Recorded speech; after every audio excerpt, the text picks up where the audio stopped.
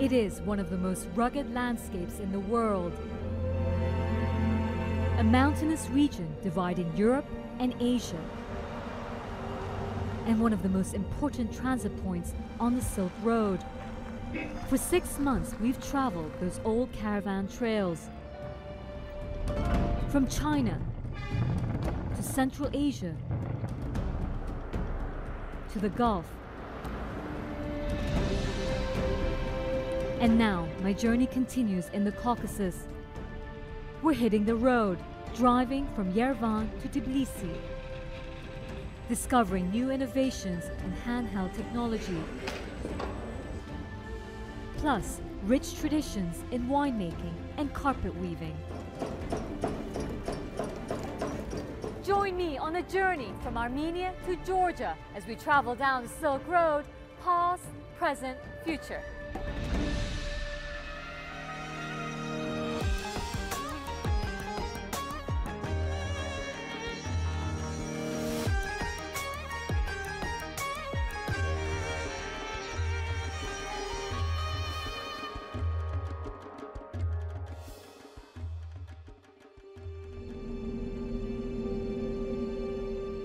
It's one of the oldest cities in the world, an ancient crossroads nearly 3,000 years old in the South Caucasus, and today home to more than 1 million people. Welcome to Armenia's capital.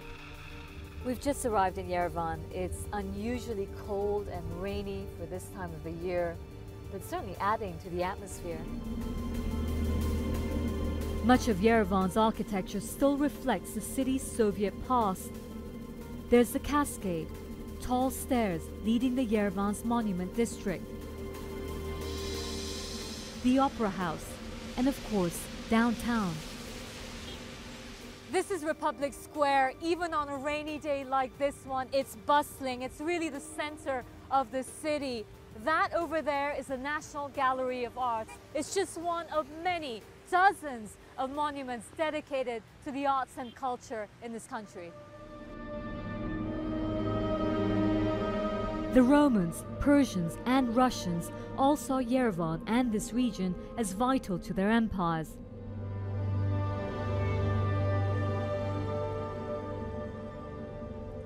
Centuries ago, Armenia was an important stop on the old Silk Road.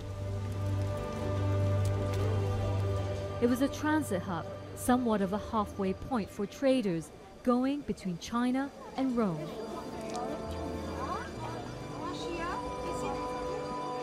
A place to rest or shop, to stock up on locally produced goods like agriculture, dried fruit, or more recently, perhaps some Armenian brandy. These days, though, the country is making a name for itself because of another major export: cutting-edge technology.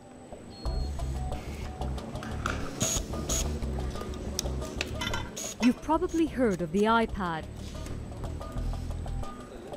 But what about the ARM tab? This is Armenia's own tablet computer,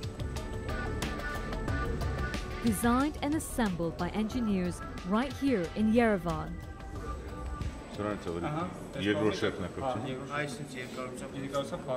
The man making them is Vahan Chakarian. He's Armenian, but spent over 2 decades living in California. Chakarian isn't trying to compete with big brands. He wants to make cheaper, customized solutions for the local market. Our clients can come and say, hey, I am ready to spend $120 and I need 500 tablets with this specific software, with these specific abilities. Can you build it for us? We built for it. And he's not the only one. Across Yerevan, the IT sector is booming. From computers to robotics.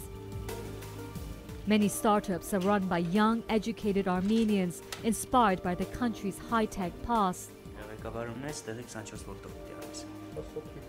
Armenia was there at the heart of the innovation and the research and development, even starting from the Soviet Union time.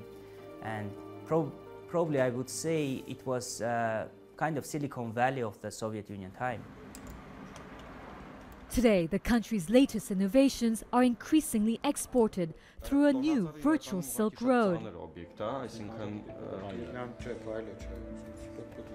Early this year, these 4 young Armenians developed a game for Apple's mobile operating system. The app Shadowmatic tests users' ability to match shadows to shapes. It was their first game, but already it's a hit. It has over 4 million downloads so far. It was very surprising for us to see people paying so much attention to us. It was like we were a winning sports team and all of Armenia was cheering, he says. There are, of course, challenges for startups here, like anywhere. Limited cash flow, changing technology, and difficulties exporting, to name a few. But Shakarian doesn't see any risk in this industry.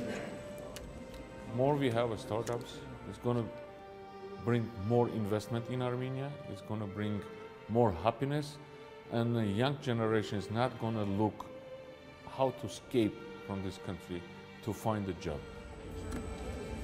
He's invested $3 million of his own money in the company and is hopeful his technology will soon be available around the world.